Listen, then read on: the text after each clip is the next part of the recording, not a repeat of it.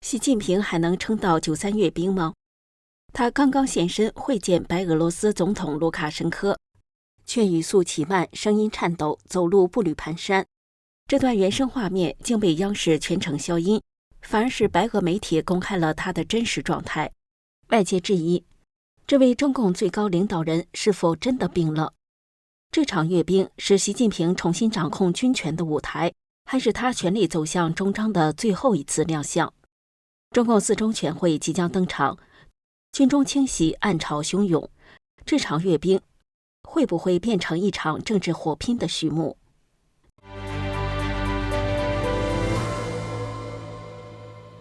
您好，这里是希望世界要闻透视，我是王珍。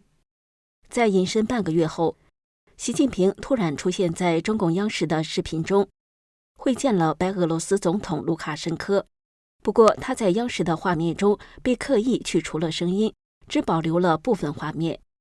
但白俄罗斯官媒拜通社发布在油管上的视频中，却保留了许多习近平的声音。Мы сохраняем тесные контакты и активно участвуем в международных делах, по международному справедливости и равенству. И в конце августа у нас... 仔细倾听可以发现，习近平在讲话时语速非常缓慢，而且一次只能说几个字，短短的一句话需要停顿多次。同时，习近平走路时慢慢腾腾、小心翼翼的样子，也给人一种大病初愈的虚弱感。这可能就是央视隐去习近平原声和大多数画面的原因吧。前中国法律人士杜文在一个访谈节目中爆料说，据他得到的消息，习近平生病了，中共5月份的政治局会议没有召开也是这个原因。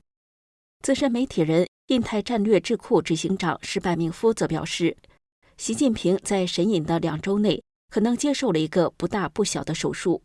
他分析说，习近平已经70多岁了，2周用来做手术和恢复是有可能的。这期间他可能在医院无法下床，但仍可发电报或打电话。他之所以在家中会见卢卡申科，是因为身体还没有完全恢复。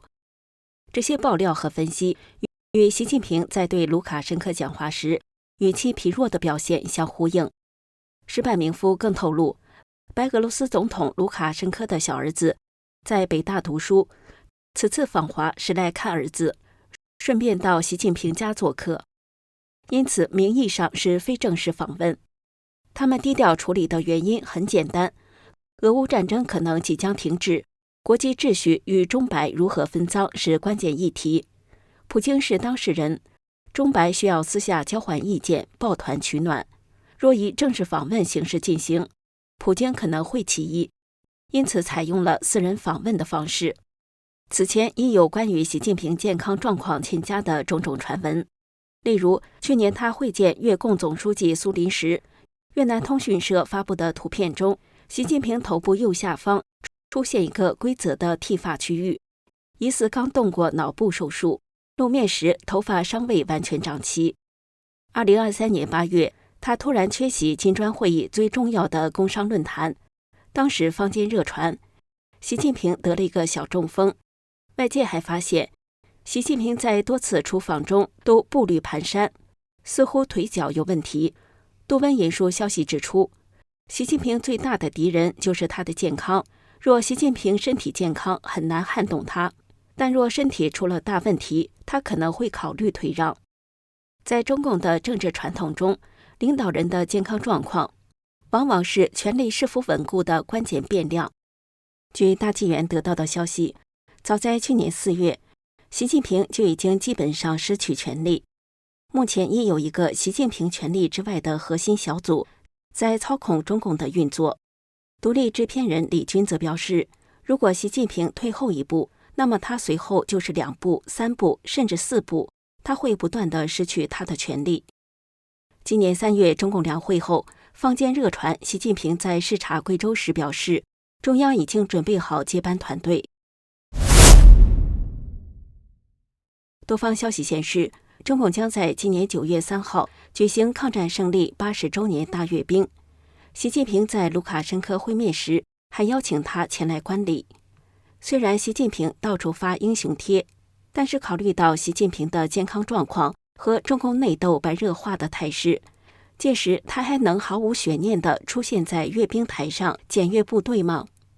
原中共海军司令部中校参谋姚成在他的自媒体频道上表示，习近平能否主持，要看今年中共四中全会的结果。不过，已经拖延了将近1年的四中全会将会在什么时候开呢？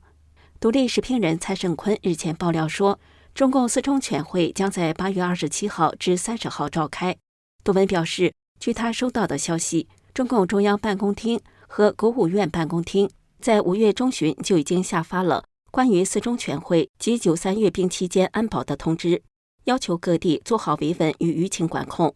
他推测，中共四中全会的具体日期可能会在6月或7月的政治局会议后发布。杜文认为，习近平亲自检阅部队，换言之，阅兵时习近平仍会是中共军委主席。姚成则认为，习近平的权力可能撑不到阅兵时。他分析说，在当前中共激烈内斗的背景下，三军最高统帅这个职务已经成为高度敏感和烫手的问题。姚成表示，习近平可能已经靠边站了。他在家会见卢卡申科，与川普通话，都是在为了保军委主席头衔而努力。新的军委主席人选将在这次四中全会上确定，而张又侠是唯一合适的人选。他说，习近平争不过张又侠，军队不支持他，他或生病或被软禁，失去军权已无疑。若继续担任总书记或国家主席，也无实权。蔡胜坤则认为，虽然从表面看，习近平的权力仍在正常运行，但从习近平对军队的掌控来看，他的权力与地位正面临极大挑战。他分析说，中共20大后，习近平将军中反腐矛头指向张的亲信，促使张又侠反击。习近平31军重用的亲信，如今已被逐一清洗，包括何卫东、苗华及其继任者何鸿钧等人，逐步削弱了习近平身边核心人马的影响力，从而最终动摇了他的权力根基。这也意味着习近平的政治命运或将在中共四中全会上一锤定音。显然，中国再一次站到了历史的十字路口。未来2个月，中南海的每一步动作都将牵动全球目光。请锁定本频道，我们将持续为您奉上独家观察。这里是希望世界要闻透视，感谢您的陪伴与思考，请订阅、分享并打开小铃铛，一起在动荡中坚守真相，在黑暗中点燃希望。